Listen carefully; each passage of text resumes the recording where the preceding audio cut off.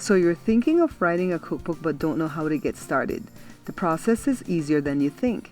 I'll show you how I wrote and published my most recent cookbook while setting up to do a new book. Welcome to the Bear Pantry Show. If you're looking for authentic Belizean recipes, then you're in the right place. My name is Barbara and this is Cooking Made Simple. Step 1. Go to this website right here, cookbooks.com. Then click here to receive a kit. There's a very simple form that you fill out and then you submit it and then you wait for your kit to arrive. So then your kit arrives in about 7 to 10 days and you open it up and this is what you find. These are samples of the books that this company creates. This is one that's more like a ring binder, and then this is a hardcover with a comb, and this is a soft cover with a spiral, and I do believe they can interchange. I'm not too sure. But anyways, the next decision you're gonna have to make is how many books you wanna create. If you wanna do 100 or less, or 100 or more.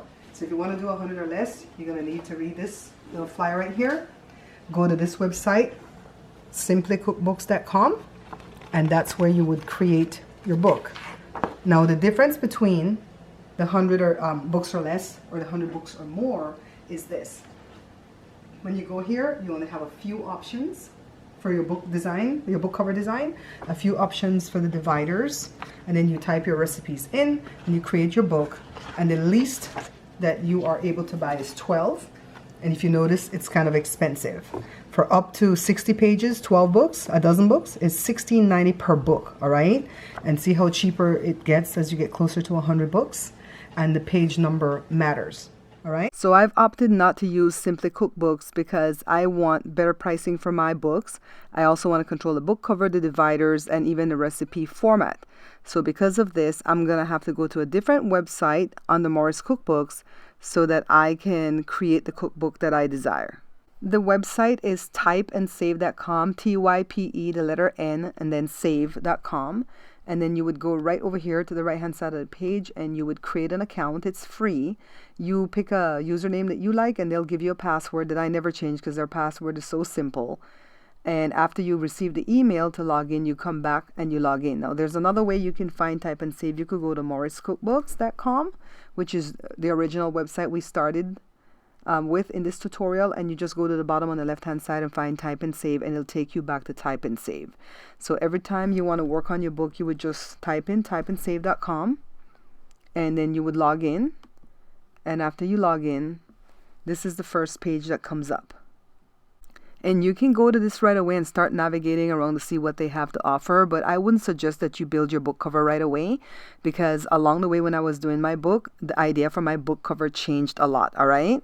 Then they have custom dividers, and that's going to be your chapter dividers. They have personal pages. I don't usually work on this right away either till at the end of the book. Then this is the recipe pages right here. And then cookbook extras, and you can just navigate everything to find out what they're offering. So now I usually go to the recipe pages right away, and then I go and I pick recipe settings, this first one, and then I go ahead and I pick the format that I like, and take a look at all these formats that they have. Make sure that everything says free, because once you start adding cost to your book, it racks up pretty quickly, all right? So all this is free. F1, F2, all these ones are free. This is the one that I used on my book, the first book, F9. I don't want to use the same one again, not because I don't like it, but because I want my book to look different this time around, the second book that I'm working on. And take a look at this one. If you pick this one, you can add 25 cents each to your books. And if you pick this one, you can subtract 20 cents. From the cost of your books. So it just, goes by what you want to do. I don't like this, the one that you subtracted 20 cents because the print is not bold enough for me. So I picked F2, and then I picked white paper. You can do cream paper. I don't want to do that because it costs. I want my recipes to be arranged alphabetically within each category and subcategory. I don't like my recipes to be split from one page to the next, so I picked this one where it says non-continued, does not split the recipes from page to page. And recipe notes, I don't put any recipe notes because that's 25 cents per book, and I just put do not include, all right? And so I set up everything here for the recipes. Pick everything that says free, guys. Note to self, pick everything that says free. Then you hit save. Then it'll take you back to this page. And you want to set up your category settings, but before we do this, let's go back to type and save again. And then come here to custom divider and take a look. See, this is the one I choose, the non-tab standard paper for 3 cents per divider per book.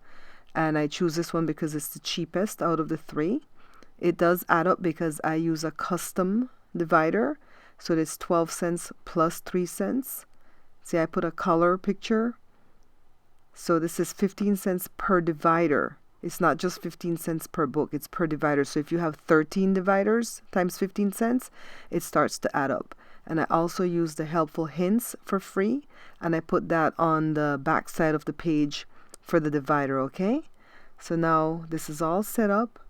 Let's hit save. And then let's go here so we could get back to here. That'll take us back to category settings. When you get here originally, you're going to find their preset settings.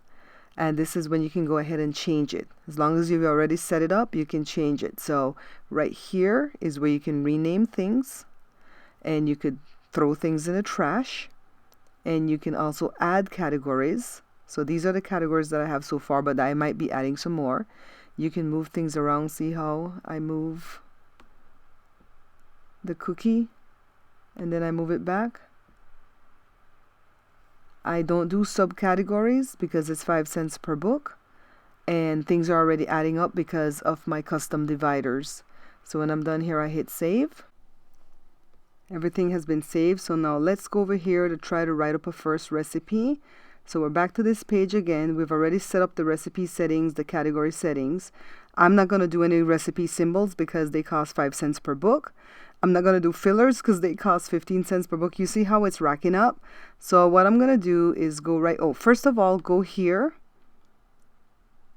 and study out this guide. It's not too hard. It tells you what the abbreviations are, tells you how you can write the recipes. You're not supposed to write like 1, 2, 3, 4, 5, 6. It's supposed to be like one big paragraph. And see right here all the abbreviations and so on. So study out that page, all right? So let's go back to add recipe.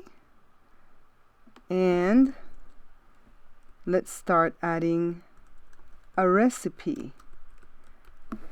So come back for the next video, guys, and I'm going to show you how to add your first recipe into the system, all right? Thanks for watching. I'll see you guys next video. Bye-bye. Thanks for watching The Bear Pantry Show. Don't forget to follow the page and check out my book at my Facebook store or at bearpantryshow.com. Bye now.